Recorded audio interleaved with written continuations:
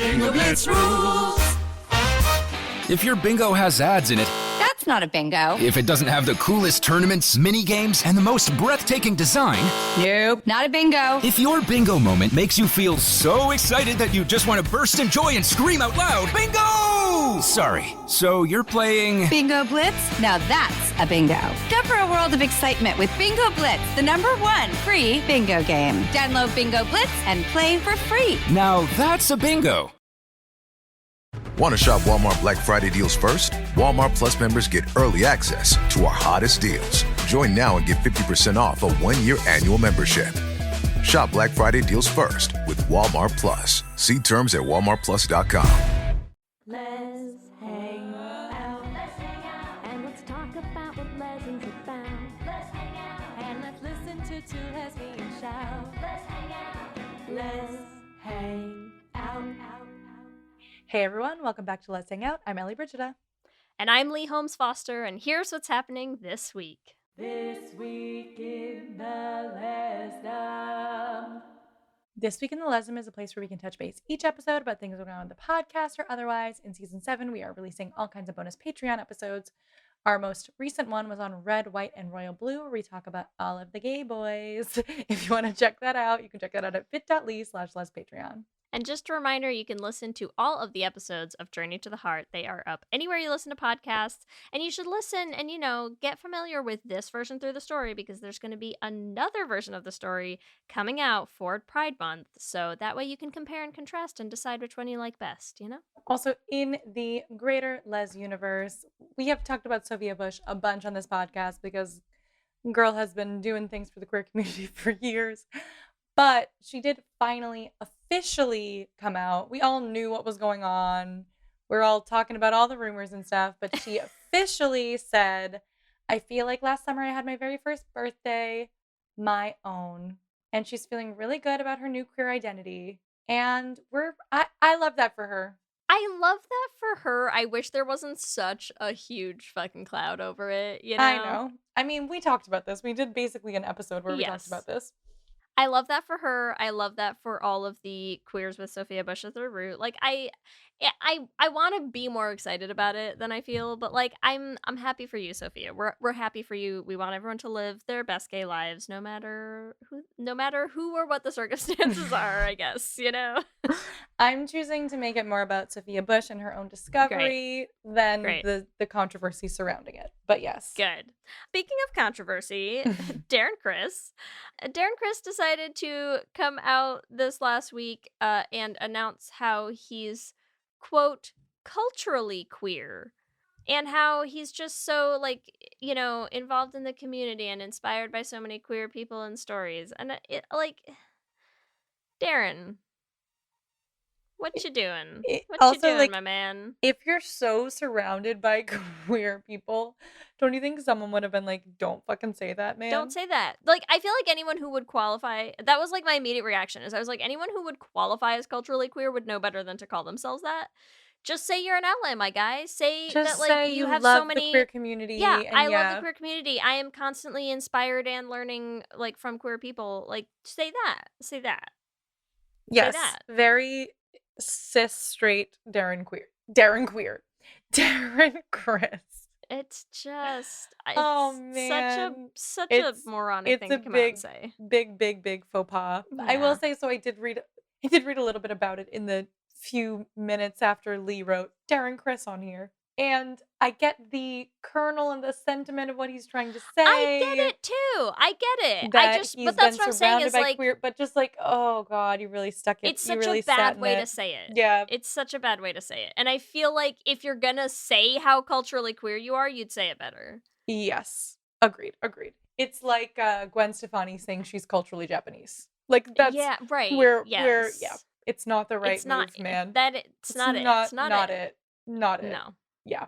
Also in the greater Les universe, it looks like there's a new cute teen comedy that's super gay coming out on Hulu called Prom Dates. So I love it. We're gonna have to check it out.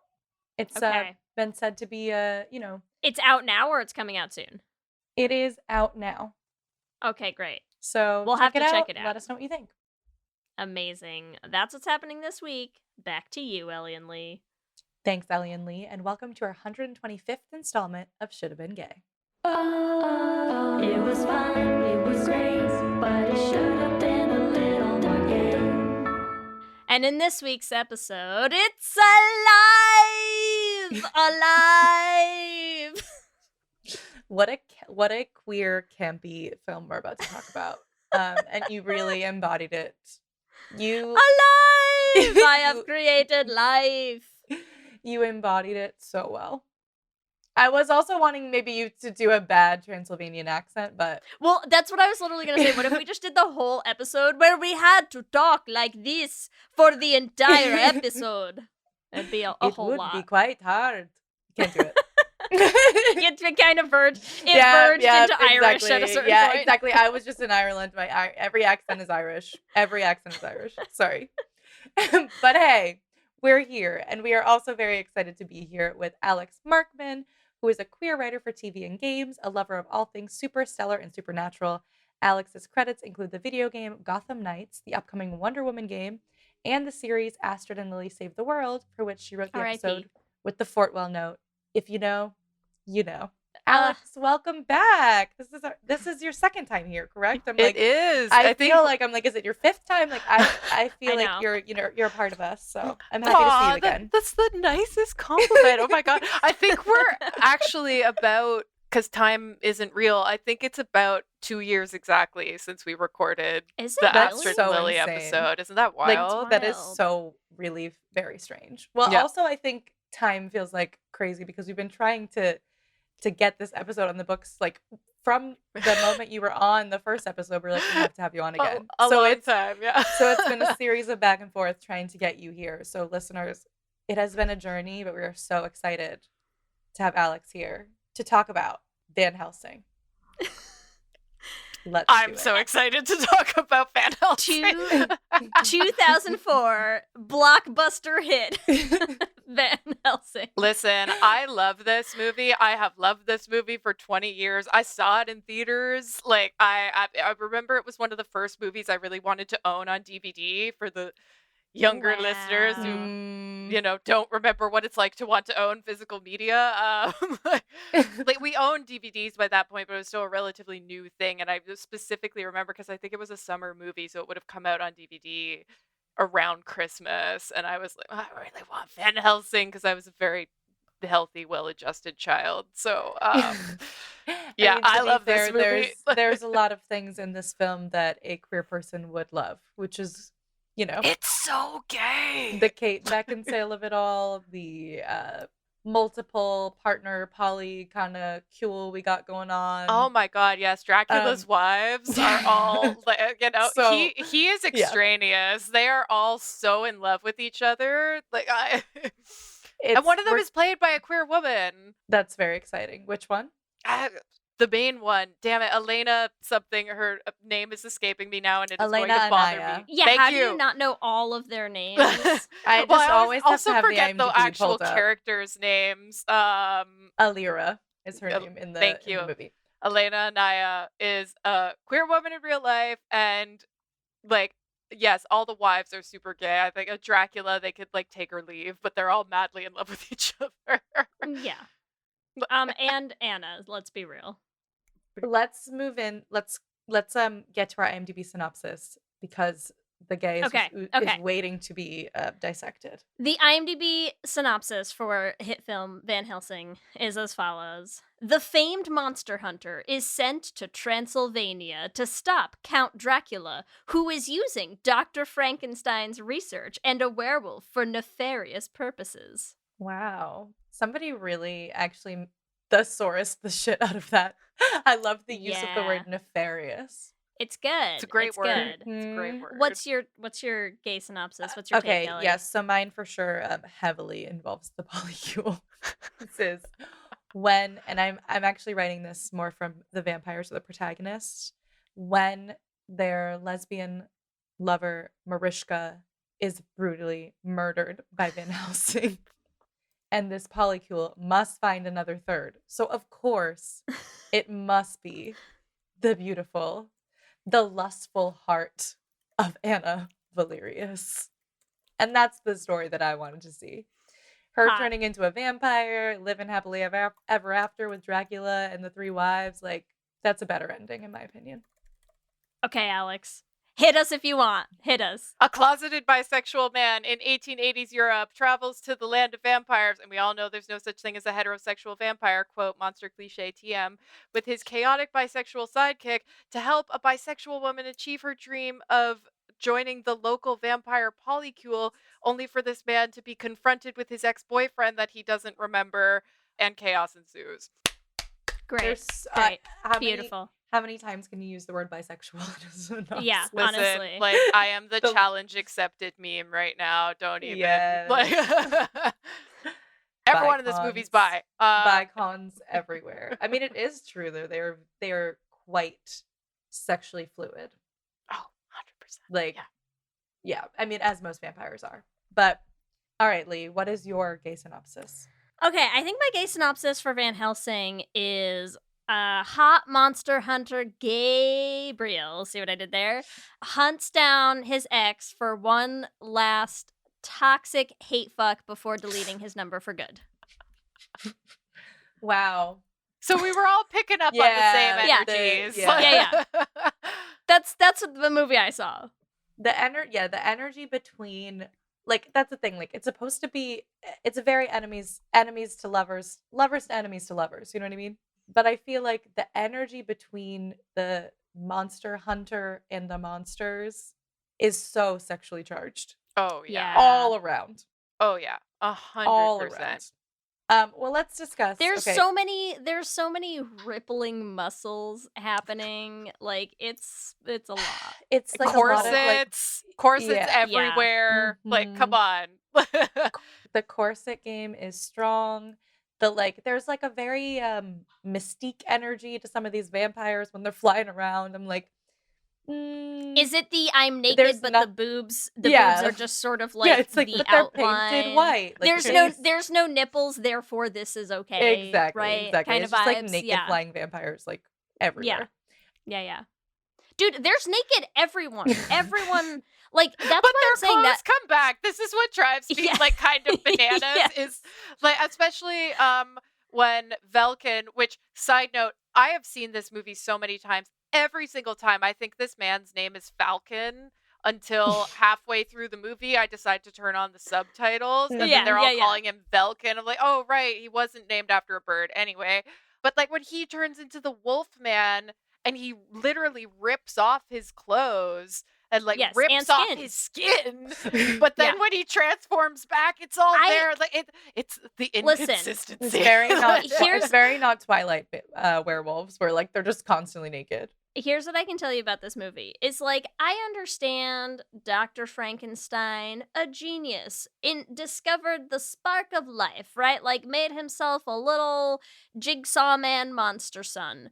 I think Dr. Frankenstein is studying the wrong thing, because I think the real scientific depths to plunge into in this movie are the mechanics of fabric. Absolutely. Like, the rules are wild. There's the They don't laws of exist. physics have no effect on fabric in this universe, and it is baffling. Okay. And I think it deserves some scientific research to be done. That's all. Like, publish some papers on clothes. On Clothes. the topic, What's happening here? The things he could have studied if he had Yeah. lived. The opportunities he should have had, you know? On the Gone too topic soon. of physics, they make a big deal out of the sea. Like, they travel there by sea, and at the end they burn her body by the sea. If I recall correctly, Romania is a landlocked country. It's an someone old map, please Alex. Google It's an this. old map. Okay? I know. They had to Literally, cede like- some land back at some point. It's an old timey tale, you know. I am definitely wildly Googling. You're correct. Yeah, for sure. For sure. But It would like, be very pretty difficult landlocked, for them right? to It's get. not even yeah. like it's kind of close to the coast. No, It's like, I guess, close-ish to the Black Sea, but I can't tell. I Like- can't tell. taking a boat from England, or rather, I think he starts in Rome. He goes from right. Okay, so side note: there's a prequel Yeah. to Van Helsing. Oh God, is there really? So the prequel takes place in London and explains why he is, well, not really explains, but kind of explains why he is in Paris at the beginning of the movie. He goes from Paris to Okay. Rome and then from Rome to Romania. To go from Rome to Romania by sea is truly taking the scenic route. Like, you're like, we need you there urgently, but we're going to take our time. Like, Yeah, sure. Yeah, I can't. It's like it's excessively far. Yeah. Yeah, it's like going from California to like Denver, like by ocean. Yeah. Yes. Via the sea. I still love this movie, to be clear. Look, I'm obsessed with it. It's like a comfort watch for me. There's nothing wrong with campy badness, okay? Which also does lead us to experience with the film. Alex, Yeah, you told us sort of a told little us bit. yours, but what was your experience with Van Helsing? So I remember going to see it in theaters, and we went to so Cineplex is kind of the big Canadian movie theater chain, I guess equivalent to AMC in the States. And at the time, my hometown where I grew up only had one. Now they have two. It's a big deal. And it was in the other end of the city, and it was the nice theater. So all that to say, going to Cineplex was a big deal in the summer of 2004. And I remember going, and it was me, my brother, my dad, and my uncle. And like, we got popcorn, and it was just like, it was the perfect summer popcorn movie. And I was pretty young when it came out, but even then, by that point in my life, I knew that I loved the spooky. Like, I knew, even though I obviously had not yet read these novels because I was a child, but I knew the character of Dracula. I knew the character of the characters, I should say, of Jekyll and Hyde. I knew Frankenstein's monster. So also having this kind of Avengers style, all of them in one movie, where it was spooky but not super scary, because also I'm a huge wimp. Even to this day, I love horror. I can't watch it alone. We were living through this golden era of sort of the spooky action movie. Obviously, Stephen Sommers, having, prior to Van Helsing, had the great example with The Mummy. I would say that I would throw the first Pirates of the Caribbean into that category. Like, it's a pretty spooky movie. And like the underworld movies, there was this sort of renaissance of the spooky action movie, and it was just perfect, and it was so much fun. It was everything I was interested in it, and it made me want to know those characters better. Like, again, it would be a few years before I was old enough to read Jekyll and Hyde and stuff like that, but it made me want to watch more movies like that and like consume more media like that. And I don't know, it like awoke something in me. I love Van Helsing. Also, you know, it would be a few years before we realized what else it awoke in me, but like, that's a whole other conversation. Yes. Leigh, what was your experience with Van Helsing? I had not seen this. Would you believe that? So Can't believe it. again, I know, You're welcome. and because it really did come out in like such a heyday. Like, you're so right, Alex. This type of movie at this specific era of time was like, just, it really was kind of in its peak, right?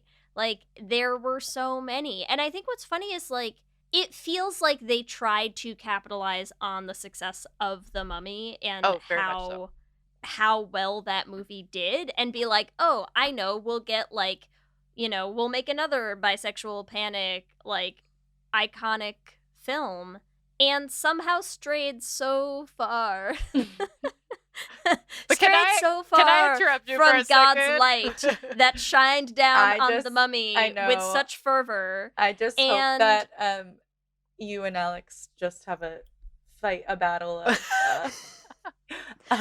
Dracula and Van Helsing proportion. There's just, wait. Which one are we though? Like, who's which who? one are we? Yeah. Oh, is that a great that is a good question. I mean, I feel like I have to decide, right? Yeah. Because I guess, right? So you're Carl or you're Anna? Probably Carl, let's be real. Okay. I wish I was Anna, but we're not. Okay, I feel like Alex is Dracula and Leigh is Van Helsing. Correct answer. If my three gorgeous wives want to appear any day now. I think it's your time. But, It's your time. But I'm neutral, sorry, I'm gonna... neutral good and chaotic evil. Is that what we're? Yeah. The alignment charts of our positions. I think it's also the hair. Like, yeah, come on, exactly. I I can do was the like, Dracula you're really hair. giving Like, Dracula hair. Mm-hmm. This is such a wild movie. It's not that it's not great and fun. It's not good. It's not good. And that's fine. That doesn't stop me from enjoying it.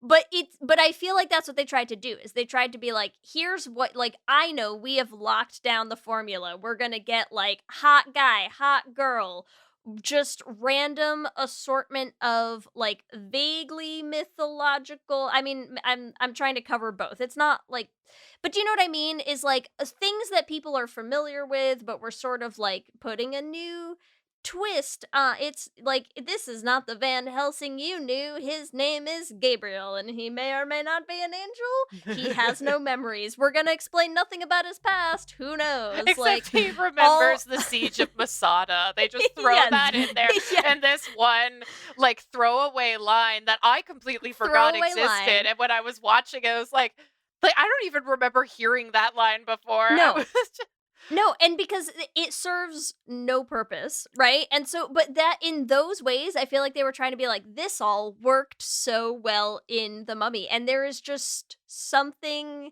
about this movie where it's just like, doesn't work the same way. It's just not the same. And I feel like there's something about the way that they tried to do the whole, like, we'll do a nod to all the classic, like, Universal monster movies of yore, right? And instead it just sort of ends up feeling like so campy. It's so campy to just be like, Dracula and Dr. Frankenstein sitting in a tree, KISS making a monster. And you're like, okay, what? I will agree. Doing So, here? okay, so my personal experience was also just watched it today. I'm pretty sure I've seen it before, but like not as formative as you, Alex. Yeah. Like where I like remember it. But I feel like I have, like, this was a movie that I probably would have seen because it was like one of those movies that was like, you go to the movie theater, you see it, like, it has the big cast, it has all the things, right? The Hugh Jackman and Kate Beckinsale of it all, really, I was here for. On that front, they nailed it. Like, I was here for that. they're perfectly cast. yeah. Like, Mhm. both unbelievably gorgeous human beings and both vampires, as we were discussing prior to the call. Yeah. Literally, They do not age. eternal. Like, I was like, this could have been made last year. I wouldn't know. Maybe was that's also- what happened, is like the I remember like 50 AD. It's actually, you don't remember it because that was Hugh Jackman not acting. He just like slipped that line in because he's like, I've been around since ancient times. Yeah, and they were no like, one can stop me. Hugh, don't say that. Yeah. Yeah, like, you're not supposed to say that. The editor snuck it into the movie. It was like, people need to know. Exactly. Yeah, exactly.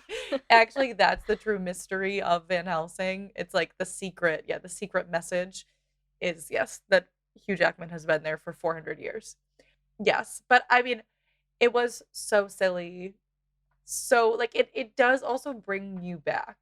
Like, it's super nostalgic, where you're like, yes to this, like, early 2000s CGI kind of stuff, and like the acting also gives me it's like almost like guess because it's vampires and it's like reminding me of this, but it's almost like the first season of Buffy. where you're just like, they're like the master, you know what I mean, like where it's just like, if you're gonna be Dracula, you must be. Oh, Richard Roxburgh just goes for it. So dramatic. And it occurred to me while watching this that I don't think I actually know what that man looks like. Because Oh, you do. Well, I mean, well, yeah. like, the two roles I associate him with most are this and Moulin Rouge, which is another one of my favorite movies. And both of those are very stylized characters, like the clothing and the hair and the facial hair. I'm like, man, this man could like walk up to me on the sidewalk and I would have You'd no never know. idea. No clue. Honestly, isn't that sort of the best kind of actor to be, though? That's actually happened to me. Not with What? Richard Roxburgh, it was a With different who? actor, but Michael Sheen. Oh my god. This is a total aside. I'm sorry, but it's actually a really sweet story. I was at a TIFF party, and he was it was for a Rachel McAdams movie, and Passion, I think it was called, and like she starred in it, so she, she's surrounded by people, but he was dating her at the time, and he was just there wearing jeans and a white button up, and he had like a big beard, and had not know what this man looked like with facial hair. And he came up and introduced himself to the interns. It was like, "Hi, nice to meet Aw. you, nice to meet you." And like I had no idea who this was. And it was like, "Oh yeah, nice to meet." Like this is what we'd been doing all night. But he made a point of coming up to the interns. It was really sweet. That's sweet though. And then afterward, my friend, the other intern, like elbowed me in the ribs. She was like, "That was Michael Sheen," and I was like, yeah. "What?" But he was dating Rachel McAdams at the time, so he was just there to support her, looking like the most regular dude. Anyway, very nice man. Took time to say hi to the interns, which is always a Nice. green flag in my books. We love that. I feel like the thing with Richard Roxburgh to me is like him having also been the Count does nothing in terms of making me read him as less gay in this. Oh, And, he like, is and the so whole- gay. The whole movie starting off with this, like, I mean, it's basically like a divorce custody battle with like him and Dr. Frankenstein, right? Like, Oh, 100%. they're like, who gets the baby? I mean, they're so gay together. Like, there's so much flamboyance in that opening scene. Yeah. Like that kind of pining, like, our love goes, or whatever our relationship is, goes back centuries, and like, how can you not remember? That's so like sapphic in particular. yeah. I know we're talking about two cis men, but like that, there's this sort of like Hey man, we don't yearning know to how it. angel gender works. Like, we Yeah. don't know GAY-briel's story. We don't know what he is. I do want to say before I forget, Gender's what you a were... social construct of men only. Okay, what?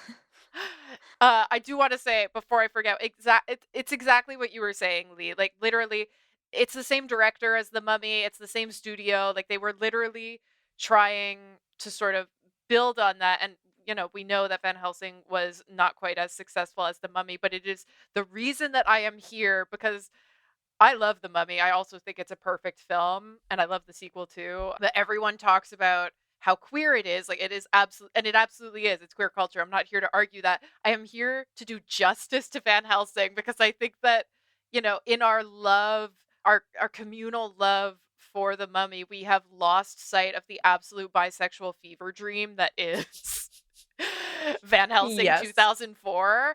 And I love showing this movie, especially I really feel like there is, at least in my experience, there's a real love between queer women have a real love of action movies. Like I feel Yeah. like I know so many queer women, probably more so than cishet men, who just love fun and silly action movies, and it is one of the greatest joys in my life to show this movie to people who have never seen it, particularly not queer only- women who've never seen it. We not only love action films, we love action films jam-packed with like hot bisexual, vaguely evil polycules of vampire women. Like, I mean, I'm sure there's it's like fucking catnip for us, right? there's Like, you got to be a can't- nano genre on Letterbox for that. Yeah. Chaotic Vampire bisexual polys, yeah. vampire polycule.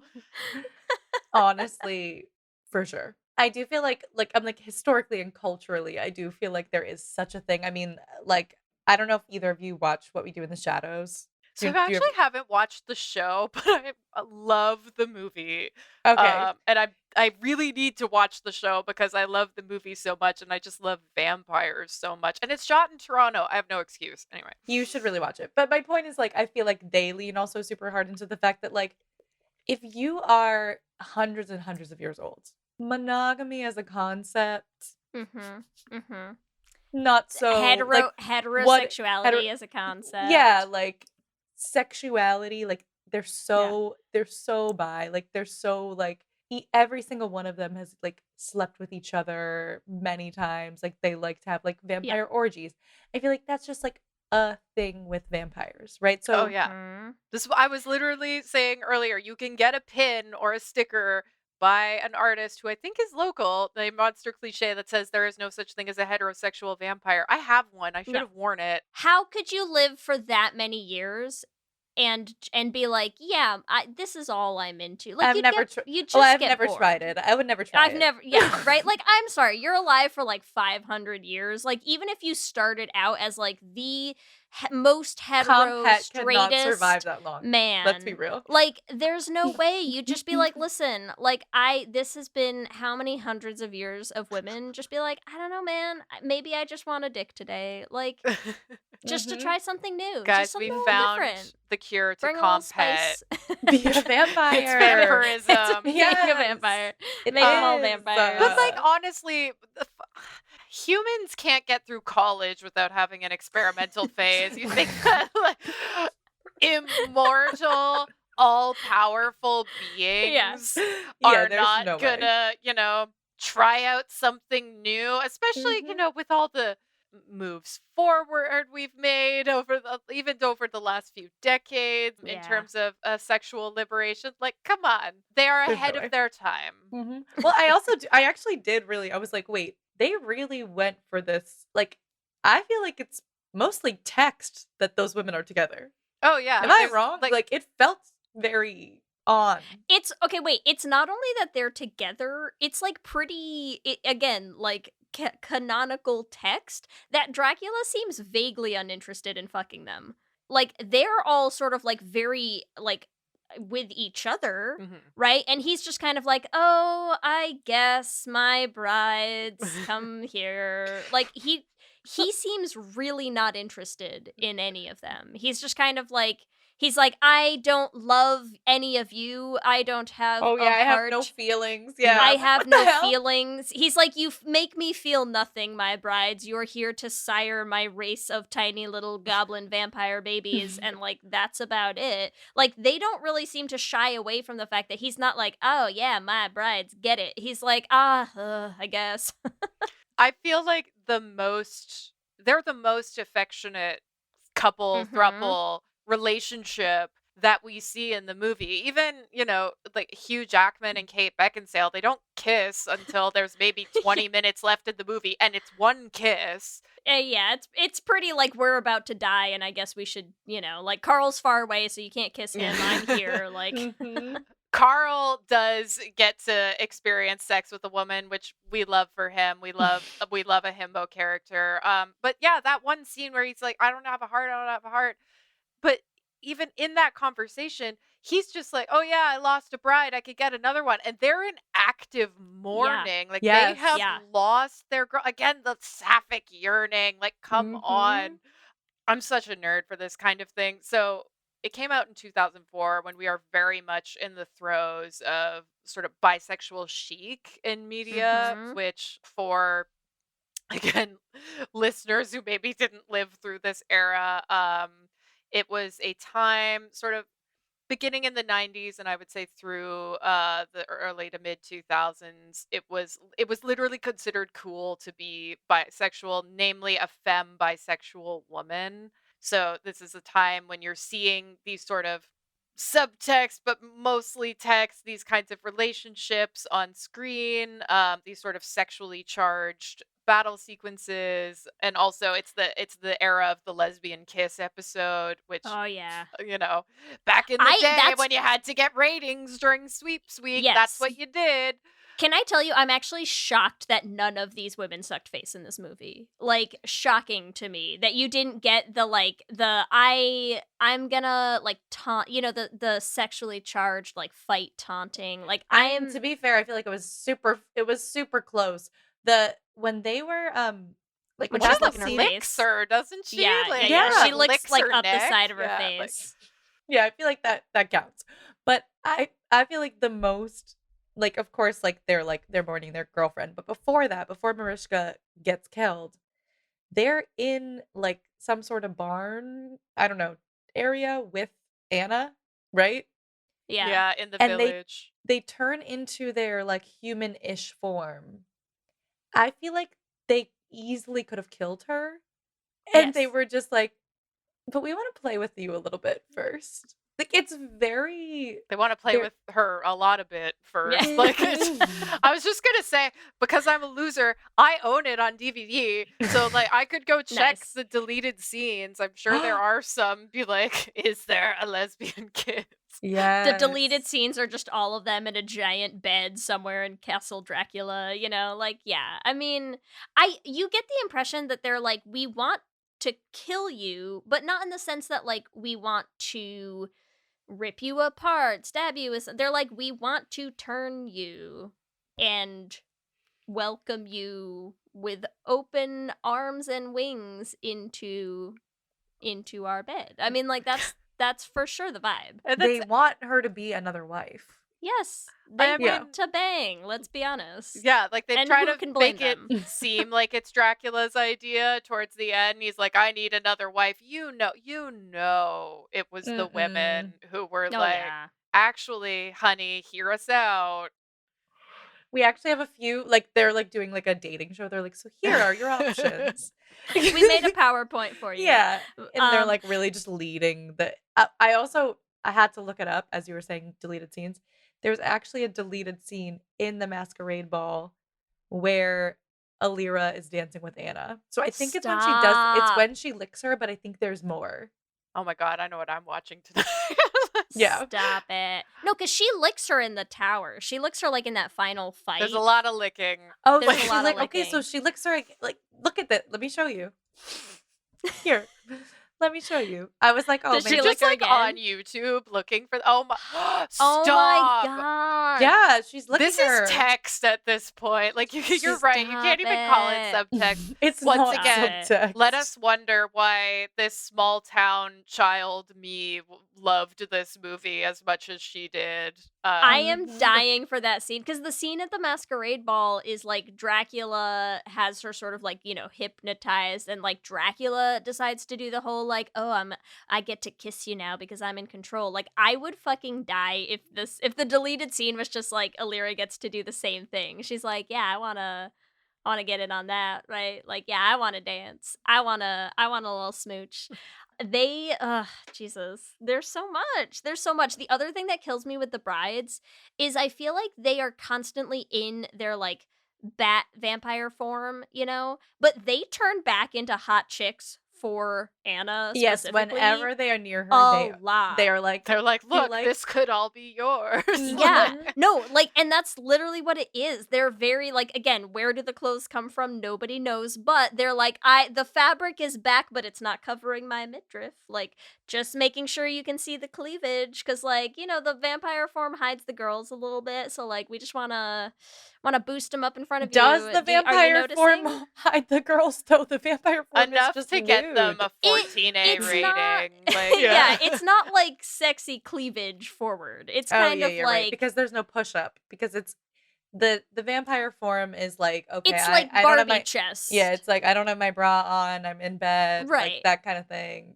yeah, This is yeah, like, yeah. okay, let me. I feel like she keeps boost going him. into the whole like bustier midriff bear, like again, very early aughts, the midriff, like yeah. I it's- really am also dying. I shouldn't have started Googling. Now there's like there was a petition to release more of the deleted scenes. Like, this all makes sense. Listen, I am holding out for Universal to call me and be like, let's make a lesbian Van Helsing. Like, Oh I, my god. like, guys, you know, go on IMDb Pro. My agent info is on there. Give me a shout. Like, I love this movie. And it's already so My gay. name is Like, Gabrielle Van Helsing, Literally, and I'm yeah, here it's to not hard to slay change. some monsters. It's not hard to I've been like Yeah. fantasy casting lesbian Van Helsing in my brain since I rewatched this movie for this episode. love like it. I just What's the I- casting? Let's tell us. So here's the thing. I haven't completely landed on all of them, but my goal is to populate the entire movie with queer women except for Carl. I think Carl stays a himbo, and it can still be Okay. David Wenham. Like I'm very happy to just keep the casting. Hear me out. We get Kate McKinnon to do like weird Barbie Igor. Mm-hmm.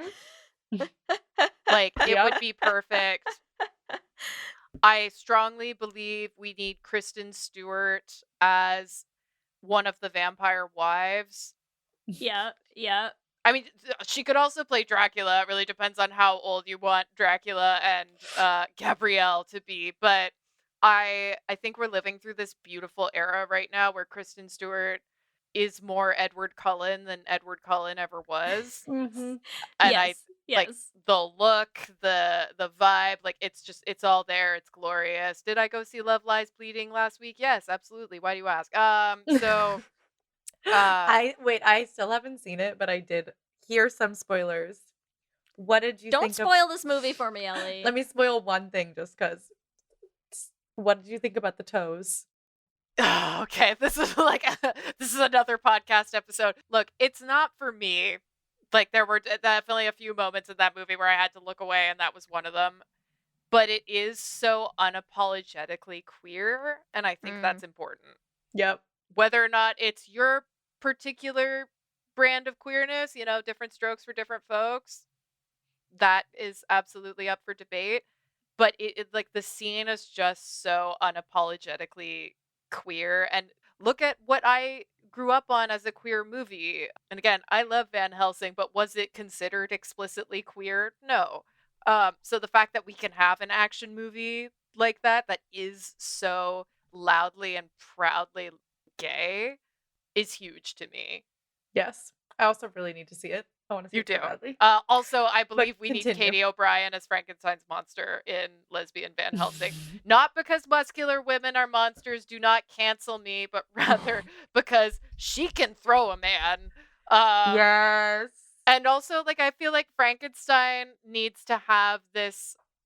like, the monster needs to have this sense of humor that I think Katie O'Brien really brings on screen. And then we get a Kristen Stewart, Katie O'Brien reunion. Like, all the lesbians will love. Come on, someone let They'll me make eat this it up. movie. They'll Like, eat it Okay, up. but wait, can I also pitch as like options for vampire brides? Because listen, I'm just gonna say I think Janelle Monáe, put them in all the things.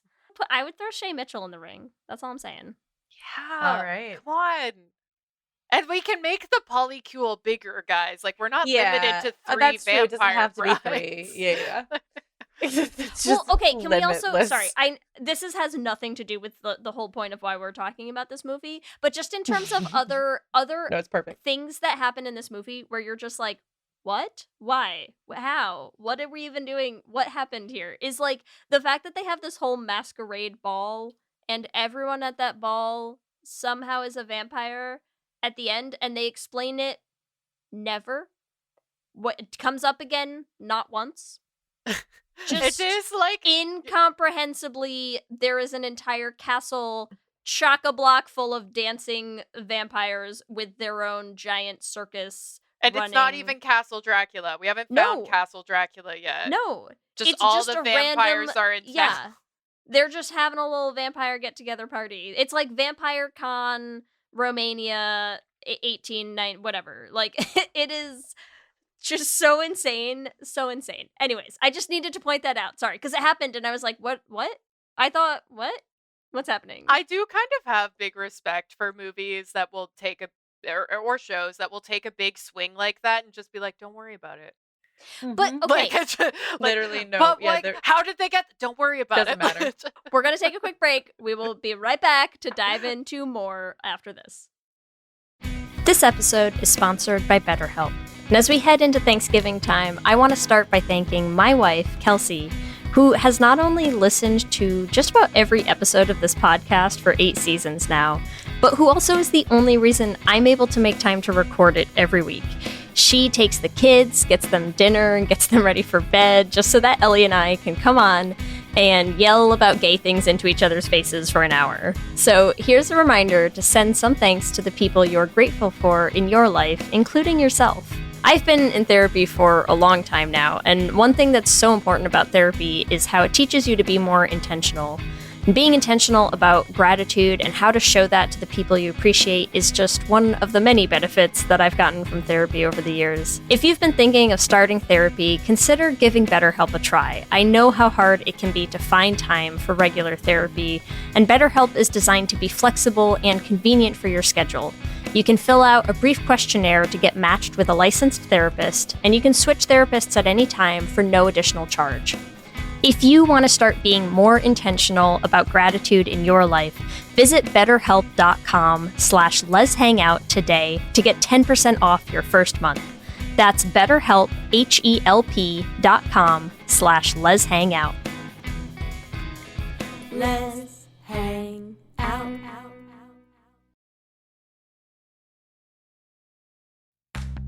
This episode is brought to you by Progressive Insurance. Do you ever find yourself playing the budgeting game? Shifting a little money here, a little there, and hoping it all works out? Well, with the Name Your Price tool from Progressive, you can be a better budgeter and potentially lower your insurance bill too. You tell Progressive what you want to pay for car insurance, and they'll help you find options within your budget. Try it today at progressive.com. Progressive Casualty Insurance Company and Affiliates. Price and coverage match limited by state law. Not available in all states. For many businesses, the holiday season can be both an exciting and stressful time. With so many balls in the air, one thing you definitely want to know you can rely on is how you're selling your products. And with Shopify, you can rest easy knowing it's the home of the #1 checkout on the planet. Nobody does selling better than Shopify, and when it comes to successful brands like Aloe, Allbirds, or Skims, an often overlooked secret is all the things that go on behind the scenes that make selling, and for shoppers, buying, simple. For millions of businesses, if you take a peek behind that curtain, you'll see that Shopify is what makes it all possible. Shop Pay boosts conversions up to 50%, so that's more happy customers and way more sales going. It's true all the time, but especially this time of year, your commerce platform better be ready to sell wherever your customers are scrolling or strolling, on the web, in your store, in their feed, and everywhere in between. Businesses that sell more sell on Shopify. Upgrade your business and get the same checkout we use for Realm merch with Shopify. Sign up for your $1 per month trial period at shopify.com/realm, all lowercase. Go to shopify.com/realm to upgrade your selling today. Shopify.com/realm.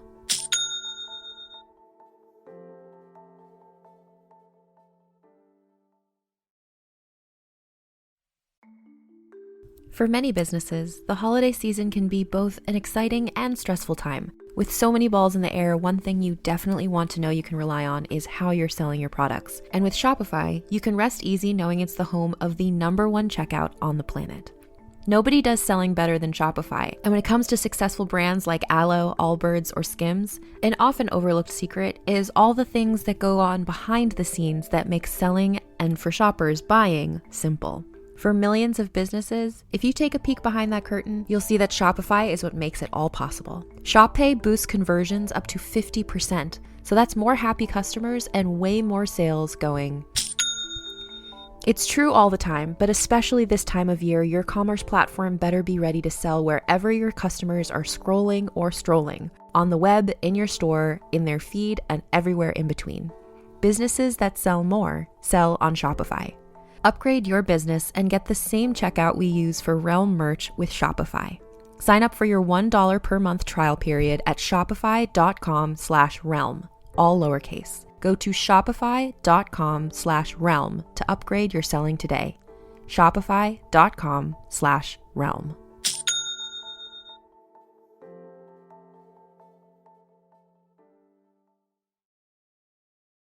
All right, I feel like we have spent a lot of time on the vampires because, of course, we have.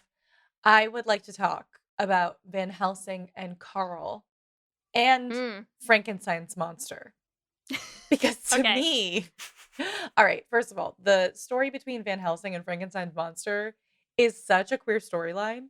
Like, Yeah. he's literally like, I always kill monsters, but I looked into this monster's soul and I could tell he's not evil. And Yeah. he risks his entire life for this monster that he just met, Mhm. right? He's like, And- I will rescue you. I will strangle Carl because he said anything bad about you. Like, I was getting some serious, like, U-hauling vibes from Van Helsing and I was about to Frankenstein's say, this monster. is like the plot of Imagine Me and You. Like, it's Right? I Right? never It's thought. Like, Yeah. it's the plot of Imagine Me and You, but Exactly. it's also like in the way that we talk a lot about how like monsters are just sort of always queer coded, right? Like there's something especially Frankenstein's monster in this movie where it's just like the townspeople are hunting him down and they're like, Mhm. you're an abomination, the church says you're wrong, and he's like, baby, I was born this way, I just want to live. Like it's not subtle in that It's message. not subtle. It's so, like, it is so, yeah, it's so, like, he's an outcast, but he's Yeah. really a great person.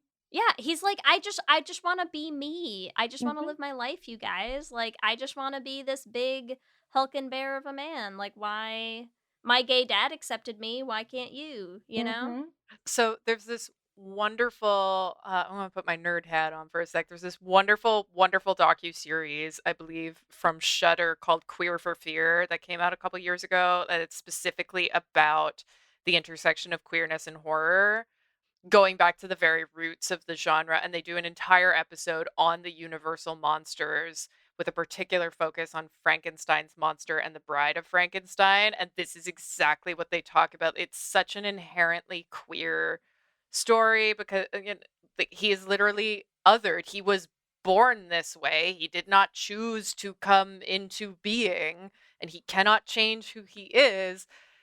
And he's very kind and gentle and just trying to exist in a world that does not accept him as he is. There's also some really interesting commentary in that docuseries about how you can also look at it as a trans narrative, in that this quote unquote monster comes to be through legitimate science and surgery, but people dismiss the science and they look at the science itself as monstrous when he's just trying to be who he was always meant to be. It's really beautiful and everyone should watch it. And there's a Mhm. lot of smart people who talk about these things much better than I'm doing now, but they do a whole episode on this. And there's also a whole episode on lesbian monsters. So everyone go watch it. Hot stuff. Runs to watch immediately after this Yeah, episode. yeah, It's so good. But we talk about it all the time. We do talk about that all the time. Like, pretty much any time we talk about some sort of horror or monster, like, it is pretty on the nose of, like, this person is othered. But I think the Van Helsing of it all is also so interesting because everyone else around them is saying, you must kill this monster. They're not, right? And so then I feel like you add that other layer of, like, just the complete gayness of Van Helsing's character, who's like, but I love him. He can't be bad. Yeah. Well, also He the knows fact his that like heart. Mhm. I Exactly. I'm looked like, how into do you his- know his I heart? looked Like, they deep, literally just deep met. into his eyes, and that is not evil. I also love because it really starts to that whole scene where Carl is like, no, like they want us to kill Frankenstein's monster, and he's like, what about me? And he's like, oh well, I didn't tell them about you. And you're like, yep, because this is how you win them over. You just got to get to know them, Carl. You just got to get to know, like, you meet one gay person and then all of a sudden you're like, well, maybe they're not all And then Carl really, comes like, around. Like, if Yeah. you're reading this as a queer or trans story, and Carl's kind of on the fence of like, well, this is what I've always been taught is wrong, and then he's given the chance to say Frankenstein's monster, and he goes, okay. Like, Mhm. that, we love that for him. We love a character arc. Like, If the only gay people you've met are the Draculas who are out there like being toxic and predatory and terrible, like, yeah, sure, you form a certain idea in your head. We get it, Carl. We get it. The Vatican. So you're also saying, you know, so some gay people do suck. yes. But no, I'm just kidding. Listen. There's always the Shawns and the Don Denbos out there, Ellie. Like, we all know it, okay? But Mhm. but like, we're not all like that, you know. That's so It's funny. fine. I would Oh just my like to God. throw out there that as part of the prequel, which is an animated short film, as part of the prequel to Van Helsing, there's a significant beat of putting Carl in drag. Like, it's important to the story Yes. that they Yes. dress Carl up in drag. And I had never seen this. I knew it existed, but it was very hard to track down. I managed to track down a copy for this episode. And yeah, like it's very important to the story Wait, that how? they put Carl Okay. in drag. We cannot find it. How Okay. did you find it? Is it bad, Alex, that the first thing that has immediately popped into my head that I am somehow now shocked that for this era of movies that we did not get a scene based solely on the hairstyles that they have in this movie. I am shocked that we did not get a scene where they put Hugh Jackman in a little corset top and tried to fool the brides with him just from the back, with them being like, "Oh, Anna, your luscious locks, your beautiful hair," and have him turn around with his little like no boobs boosted up in his corset and a Honestly, what's that would've been brilliant. crossbow, like a Yeah. fucking crossbow. Just I am actually now somehow shocked that did not happen in this movie. That is so a thing that should have happened in this era of film. That's all. I mean, look, I don't know the exact trajectory, but if this came out in summer 2004, they would have been shooting it probably the year prior, which means if I have my Hugh Jackman career trajectory correct, he would have left The Boy from Oz on Broadway to go do this. Yeah. I might have that Yeah, wrong. I can't remember. Either he finished this and went to do The Boy from Oz, or he left The Boy from Oz to go do this. Either way, he's a song and dance man. I'm sure if someone had been like, Hugh, we need you to wear a corset for this scene, he would have been like, absolutely. I'm he would have game. 10,000% done it. Yes. Yes. Yes. I'm sorry. Hugh Jackman, not even the constant dodging of gay rumors about him would make that man not wear a corset on film. Like, just. I know. I'm like, I didn't think we were gonna go there, but here we I mean, how could you not mention it? Like, just mention it. Yeah.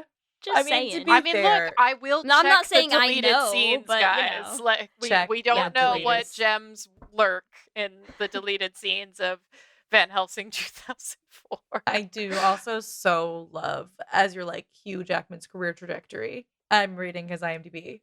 Oklahoma in 1999, Yeah. followed by X-Men in 2000. We love a man with range. So much Listen, like- range.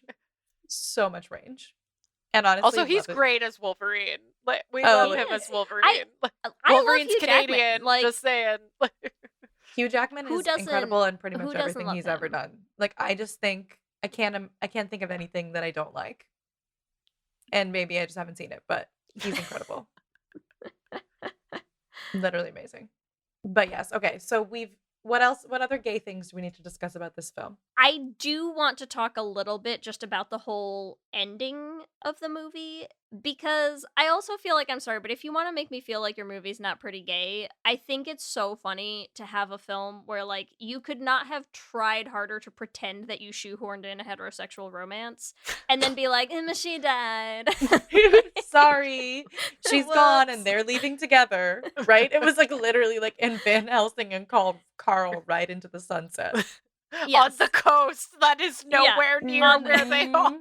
No, they carted her body across 3 other countries to get to the ocean, okay? Because she always wanted to see it. So I find it so. Plus, there's also something so funny to me about they're like, we're off to the ocean to burn her body, and then meanwhile you just have Frankenstein's monster like Huckleberry Finning his way out to like just the open like sea, like just. He's like, I'm just off to like the Atlantic, you guys, like NBD. Where are you going, sir? Where are you going? You're on a raft that's like 3 feet long. What do you Yeah, I think he's what- larger than the raft. Like the Yes. man. What is your plan here, my man? Like, what are you gonna do? So anyways, he's off just like, having adventures, and then yeah, he just rides off together. But I could not for some reason, with the fact that this whole movie is like, Anna, how is she gonna kill Dracula? And then they're just like, and actually she didn't matter at all. Van Helsing needed to kill Dracula and that bitch just died. And I was like, what? They really did her dirty. Is They this did her is this so a bury your dirty. gays also? I was gonna say, like, if we're gonna Yes. talk about a queer reading, if they kill off the queer woman at the end, unfortunately, They killed them all off. They killed all They the killed brides. all the brides. They killed Anna. Does this movie just hate women, actually, is the real question we have to be asking. my kingdom for that scene at the end where she's like up in the sky and reuniting with her family, and she just pushes all the men aside to be with the brides of Dracula. Yes. Mhm. Oh my god. Mhm. Come Yes. on, Well, That'd that's be what I was saying from the Universal, beginning. call me. Like, From the beginning, I was like, that's the ending that I wanted, is the polycule with Anna in it. and the thing is, like, I think Anna is also kind of on board with it. Like, if, like, talk about queer repression. She's like, I've been raised all my life to believe this is my destiny, but there's these hot, scantily clad women who are offering a different option, and it actually sounds kind of good. Like, I was very, because this is like really my first time critically watching this film. I was really like, when they had that scene where they were like, Anna, you want to join us. Like, I really thought that was what was going to happen at the end. Like, yes, I gay wishful thought it, but I also was like, wait, is that the story that we're getting? Like, I don't know. I had another thought that maybe like, because you know how there's like secretly or not so secretly, but Van Helsing turns into the werewolf. Mm-hmm. I thought we were gonna have that kind of storyline with Anna, where she was gonna turn into this vampire, and then Van Helsing was gonna have to be like, "Oh shit, I have to kill Anna because she's a vampire." Yeah. That's what Or I thought. like killing Dracula will mean that you die, and I have to make that choice. Yeah, Like, I like- could see that.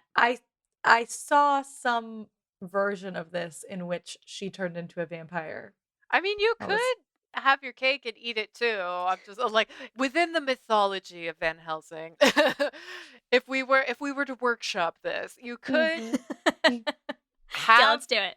like you could have her turn into a vampire and still fulfill her destiny of killing Dracula, and thereby allowing all her, ascendants to live, ancestors, that's the word, to live their best afterlives in heaven. And she gets to live, like, all the brides of Dracula get to live their best life because there's no Dracula around, using them as vampire broodmares anymore. And they all just get to, like, Is have this really lesbian just a sex vampire? for eternity. Like, there Exactly. is a version Is of this this. like- Is this a Vampire Handmaid's Tale? Is that what we're saying Oh right my now? God. I mean, it Is is that a where little we've landed? disturbing when, like, they kill all the little vampire demon babies, and then I think it's Frankenstein's monster who tells them that was only like one clutch or Yeah, something. And yeah. I'm like, good God. Yeah, Also, yeah, I would yeah. just like to say it's interesting watching this movie in a world where COVID exists. The first thing he does to investigate the like egg sac is take off his glove. I was like, sir, no, you leave that on. Like, why are you touching this with your bare hands? I You need haven't to really invented feel Clorox the lab muck. yet. Yeah. I need to like get into the muck of it to like figure out what it is. Yeah. It's important. It's important. And I this just- is why okay. Anna prefers women. Like, Here's- Exactly. And yeah, I Here's also the thing. okay, Kate Beckinsale and Hugh Jackman, both very attractive. I don't super buy their chemistry in this film. I don't feel like they were super like No, they try- have almost none. they. well, they also the- aren't yeah. really set up for it. Like, they're both individually hot as hell, Mhm. but they don't really push the like getting them together. Like, there's one moment in the first scene where they meet where she like lands on top of him because oh yeah, that's very vagina first. in his Yeah, the face. That was very- such a. I was like, oh god, very really? We're doing early this? 2000s. Yeah. like But humor. again, it's Just- like- yeah, I was like, But okay. if you wanted to make that work the way that you get, like the mummy builds the chemistry well between the two protagonists, right? Like if you wanted to make that work, you needed to have either of them seem into it in that moment. yeah, they weren't into and each they other. they didn't. No. Like it's not like they landed there and they were like, ooh, hot and risque. Yeah, It's like they exactly. He's landed like that and they "Please were get both this like, off of ugh. me." Yeah. Yeah. And whereas Anna definitely seems to be considering the wives' offer. Like, Exactly. she's much more interested in what they're putting out on the table. Yes. Exactly. Anna really does not make a whole lot of efforts to actually kill any of those brides any of the times that she has that opportunity, Oh, right? she's so close to them. Also, Van Helsing, like, I don't know, he like sprays that thing in her face. Like, I feel like Oh, yeah. he doesn't he like knocks her out. He's not very kind towards her. And then they're like, and we he kiss. kills her brother. He's like, Yeah. there's no chemistry between the two of them. But again, that's why I think it's so, like, again, you're Missed opportunity. You're so no, but it's just you're so right, Ellie, that like they did Anna dirty in this movie because again, I mean, listen, Alex, I'm not the professional writer in the group right now, but like it feels funny to me that like there was no need for Van Helsing to be the werewolf that kills Dracula, and in fact, it almost feels like it made a lot less sense for it not to be Anna. It's like your brother became a werewolf and like none of you knew that was the secret to killing Dracula. Like your brother could just as easily have bitten you on the like the wagon that you were both like the carriage that you were both on, and then you could be turning into a werewolf and finally fulfilling your family's legacy. And instead it's just like, and then some random dude named Gabriel shows up and he takes all the credit, and you're like, what? And like you could have had the same story, like you could have had the same like there's a cure, you have to do it. I also, sorry, not to harp on the ridiculous things about this movie, but I love that they're like, we have to get the cure in you before the last strike of the clock at midnight. And I'm like, luckily this clock rings approximately one bell every like 5 to 15 minutes apart. Like this is it's midnight and then 3 hours pass and then they're like, we finally got the cure to you, and you're like, I mean, I don't know, like that first gong and he's like 1, and I'm like, you're never gonna count another one of these because there is no way that you are just starting the final fight sequence and you're gonna make this happen by chimes of a clock. Like, no way, my guy, no way. And so they count 1, it never happens again. 12 hours pass. It is like noon the next day, and she's like swinging in with a syringe full of something. Anyways, silly. It should have been her. She should have been a werewolf. She should have killed Dracula. She should have gotten a cure. She should have lived and then gone to start her own harem full of hot human brides. That's all I'm saying. I mean, look, we're very much living in we're talking about a movie that was very much in the era of still in the era of the male action star, right? So it's very much, like, sure. It's very transparent. We can all see it. It's like, you know, yeah, it's her story, but he's got to get to do all the cool stuff, kind of thing, and live, and live. All the cool stuff, like stay alive to the end of the film. She doesn't get to. Thankfully, an easy way to rectify this is hiring me to make the lesbian version, but I digress. No, hey, if you want to make it a musical, hit us up, okay? I'm just honestly, you have no idea. I would die. Think of the hot trio songs we could write for fucking Brides of Dracula. Is all I'm gonna say. Good. Okay? So good. Like, they'd be sick. Universal, call us up. Right now. Yeah, no, I would love for her to be more active. Also, I mean, it is a comparatively low stakes story. It's like, oh, you know, if these descendants do not manage to kill Dracula, they're the only 2 left, then their family, this particular family, will never get into heaven. And like, yeah, that sucks for this family that none of you personally know. Like, no. Now, granted, I'm also a big proponent of lower stakes movies, especially in the genre space. I don't think everything needs to threaten, you know, humanity, the fabric of the universe. Yes. The time continuum. But a little bit more personal investment would be nice. And that's what they try to get at the end, right? It's like, oh, he's fallen in love with her and stuff. But, you know, at that point, we're all rooting for her to become a bride of Dracula. So, like, yeah, exactly. A little so too little you lost too late. Us there. But you lost us. I still love this movie. Honestly, don't blame you. It's so much fun. And like, it's fun. It's just, listen, it's great. It's not good. It's fine. 2 distinctions. Yeah. It's yes, not there are winning any different Oscars, scales of ranking, okay? And that is okay. All right, so which characters are we shipping? I mean, it's pretty obvious. This section's going to take like another hour. Jesus. The brides. But all right, we need to come up with a ship name for our brides. Wait, are we doing just the brides or Anna and the brides? I think Anna. I feel like they're two separate things. Ones? Okay. Yeah. So the first 3 brides is our first ship. The first 3 minus, and then I think. Wait, what are their names it's again? Mariska? Their names are Because I remember Verona. Mariska because they were just screaming Yeah, because her they yell name. it so aggressively. Mariska! Okay, Because their Alira, wife just died. Their wives just died. Alira, Well, it's like they're Mariska, screaming, and Dracula's Verona. screaming. We all know Mariska. Okay, Mariska, Verona, I feel like, and Alira. well, they're the brides of Dracula, right? Not that I want to give them his name, but presumably if they took his last name, it's like Triacula. Yes. Triacula? And then he is actually excluded because there's only 3 sides of a triangle. Yeah, Yeah, he's yeah. not part of it. He's not part of it. He's No. just there. Yeah. I mean, he definitely barely even wants to be a part of it. Okay, so what about Anna and the brides? Yeah, I was Valerius. gonna I say do what- love the name Valerius. You have to use that shit. I'm gonna go with Anpires. Okay. Yeah. I'm good with that. The Empires. I The do also love the last Empires. name Valerius. Like, it's also just so over the top. Like, Oh, it this is. is nobody's actual name. Like, Yes. Velkin Valerius. Yeah, come on, it's a little much. I love it. it's so good. Love it. All right, I'm here for empires though. I All right. like Empires. Wait, are we not shipping Van Helsing and Dracula and Van Helsing sorry. and Carl? Okay, sorry. Okay, so many we other shit. definitely you're right. ship Van Helsing and Dracula. Like that. Dracula has more sexual tension with Van Helsing than he does with all 3 brides With combined. any bride. Yeah. Vancula. Vancula's good. Yeah, yeah. What about Van Dressing? No, I don't know. What do we got?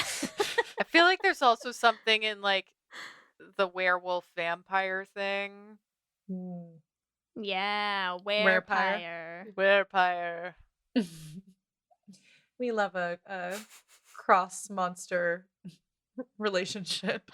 I'm sorry. Their whole last fight is basically them just being like, let's strip and like tumble around this room a lot. And, Also, like, I would like to say I appreciate that they made Van Helsing's werewolf so much hotter than the other werewolf.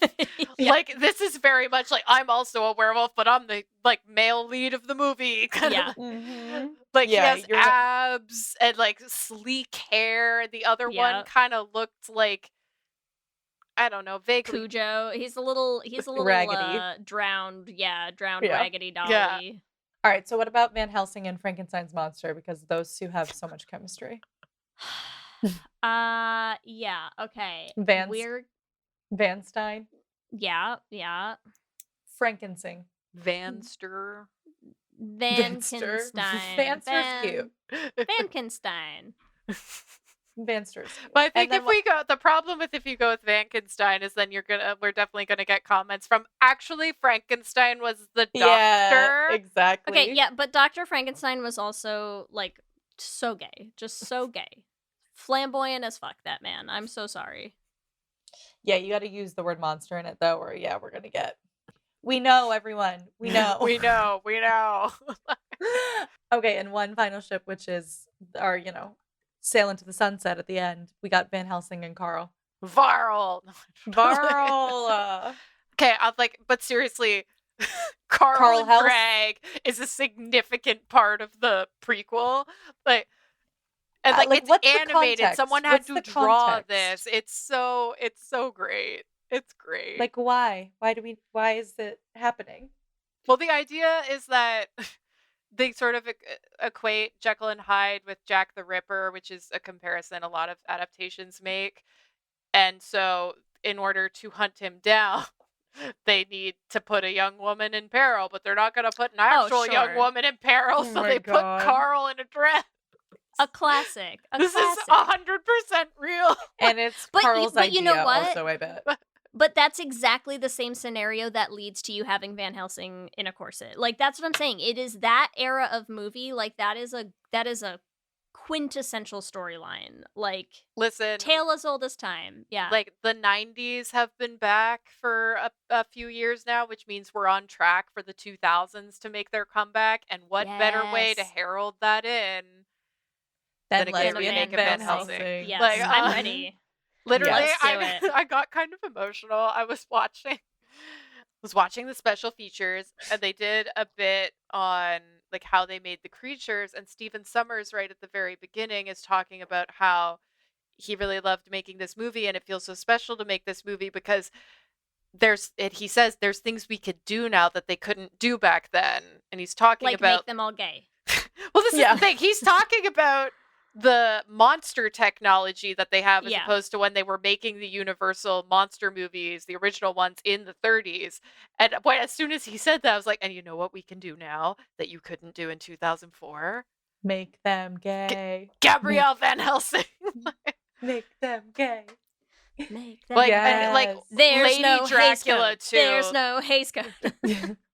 Lady Dracula too. I swear, the only man in the movie is Carl. Like, this is my vision. I love it. We are so here I for love that. it. Okay. All right. Now we can say it, Ellie. Van Helsing should have been gay. Should have been gay. All right, we're gonna go into our Q and gay. We're gonna ask you some multiple choice questions. You ready? Q and gay. Question number 1. Who's your favorite monster in the movie? A, Frankenstein's monster, B, werewolf, C, Dracula, or D, the baby vamps? It's not the baby vamps. Those things are disgusting. Freaky.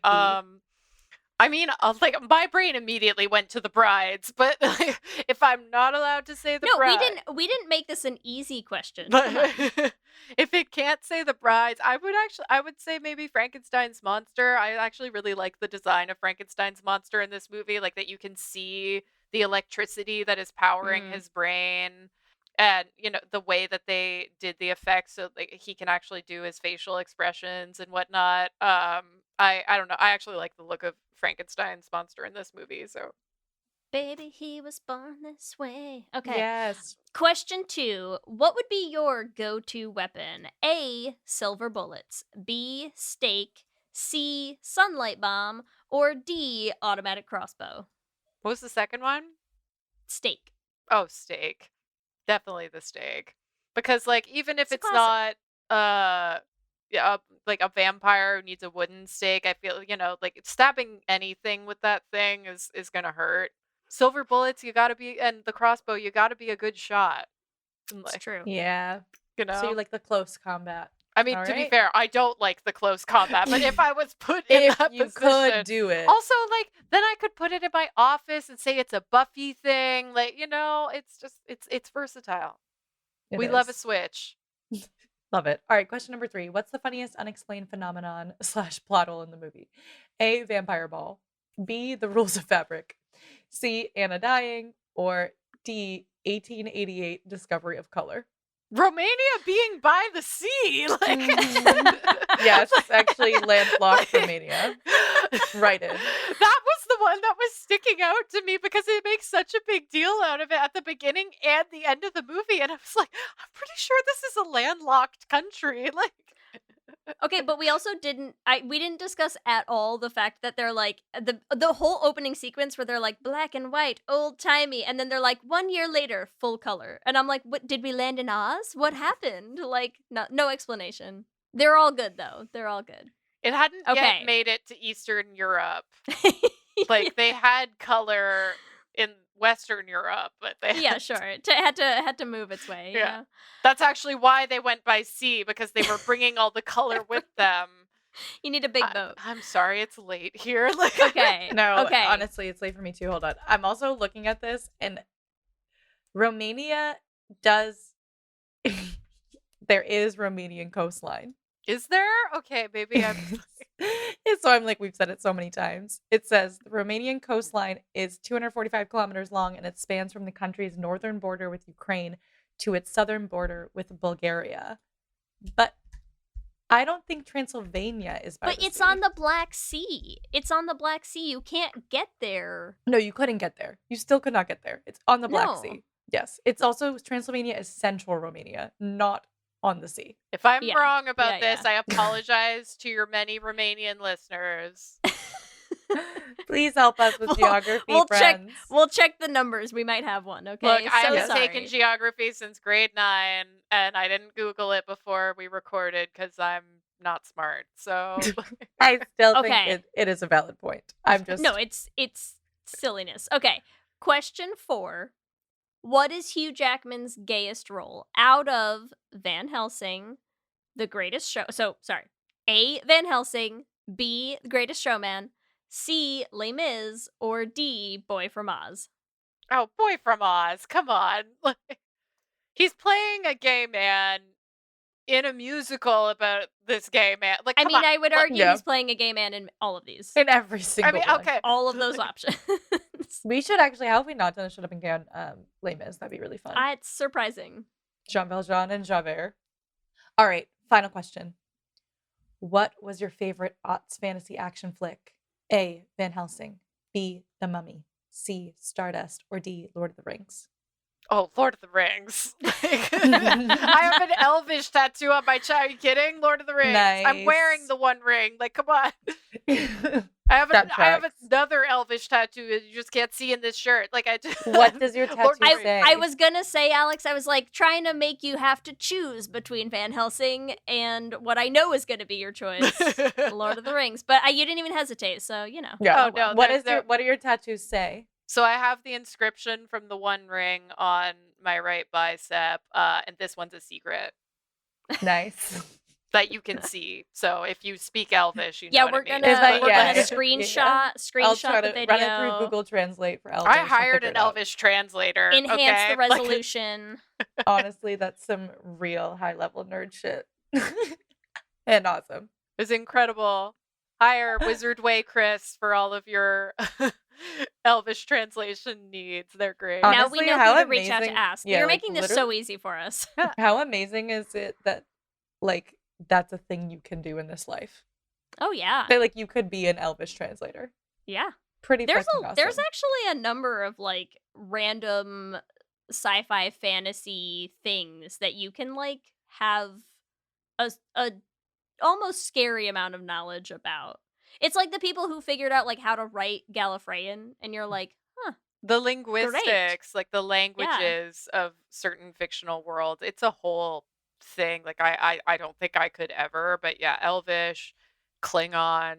I Yeah. think the Na'vi language in Mm. Avatar is a language I you mean- can learn. Like Tolkien was like a legit linguist. Like sometimes I feel like he came up with the whole story of the Lord of the Rings mainly because he was like, I wrote this cool language and now let's put it in a book. and like, Like- a historian. Like so much Yeah. of his writing was egregious epilogues. like Yes. there's the story, and then there's everything at the back of the book. And I haven't read all of his back writings, but yeah, man was prolific. Yeah. Mhm. Yeah. But yeah, Crazy. no, Lord of the Rings. If you really wanted to give me a challenge, you should have put Pirates of the Caribbean on there because I love okay. those movies. Mm. And But they I still put slap. Stardust I because just I rewatched love them that movie. recently. I would probably rewatch them again too. That was one of the ones that I feel like it was so emblematic of my childhood too. Of like I- you saw every single one of them in the theater. I haven't revisited 4 or 5 in quite some time, but I rewatched the original trilogy not too long ago. You know what? Still slaps. All of them. Not Like- surprising. Great Yeah. movies. Amazing. Well, Alex, thank you so much for spending all your time with us talking about this ridiculously campy vampire monster romp. Spooky action, Bob. Yeah. Hey, thank you for having me. Thank you for letting me talk about this movie that I absolutely adore. Maybe next time I'll tell you about the time I went on a date with a vampire. Yes. Oh wow! please. Really leaving us with a hang. Wow. with a I know. That's cliffhanger. like burying the lead so what hard. the hell? All right, Listen. listeners, wait 2 more years for that one.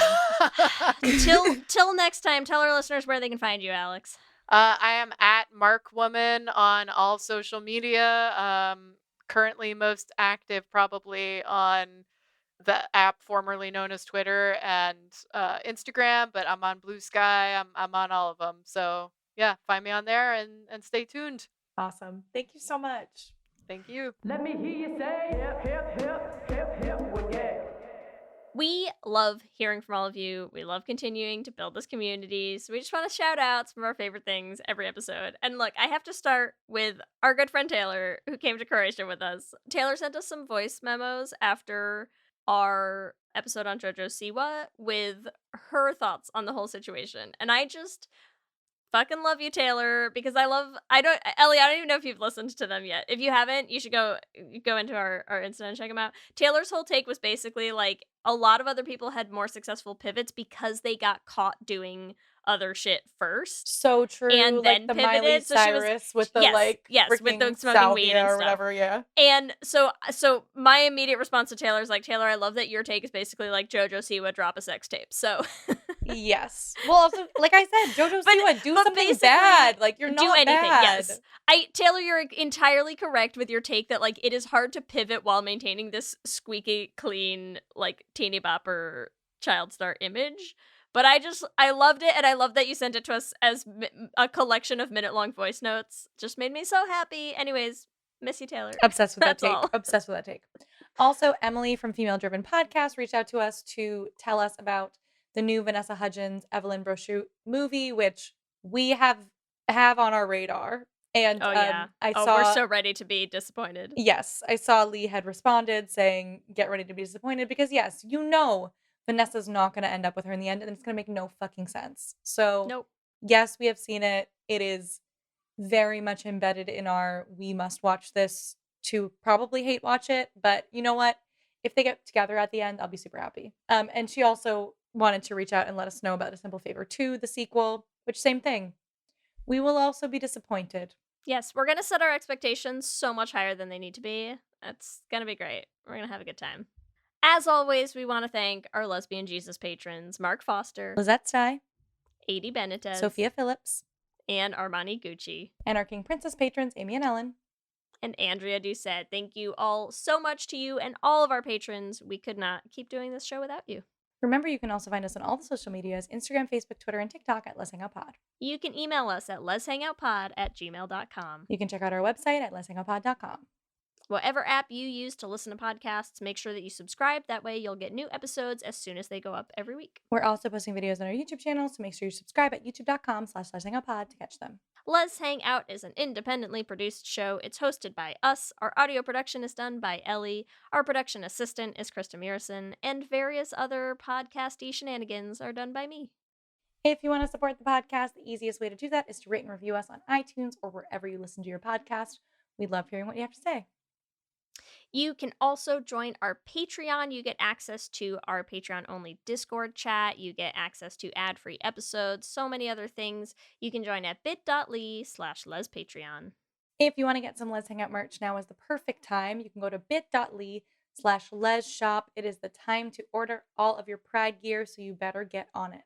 Remember, we also have a queer production company making queer podcast musicals with guaranteed happy endings. You can find us everywhere at $Bean Prod. Or at our website, dollarbeanproductions.com. You can listen to all of the episodes of our first show, The Flame, on any podcasting app, or our second show, Journey to the Heart. The first run-through of that story is also available anywhere you listen to podcasts. And if you want to help supporting us in making more musicals, you can join our Patreon at bit.ly/$Patreon. If you want to follow us individually, you can find me on Instagram, Twitter, and TikTok at LSH Foster. You can find me on Instagram, Twitter, and TikTok at Ellie Brigida. With that, I'm Ellie. And I'm Leigh. And let's hang out again soon. Let's hang out.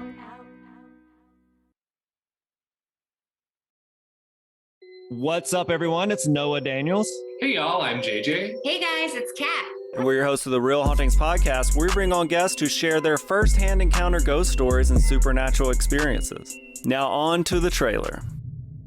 I've been warned to not tell this story, but I think because of the way it ends, it's okay to tell this story, because some people say that with certain entities, to like speak of them or talk about them or in any way like portray them as powerful will attract them to other people.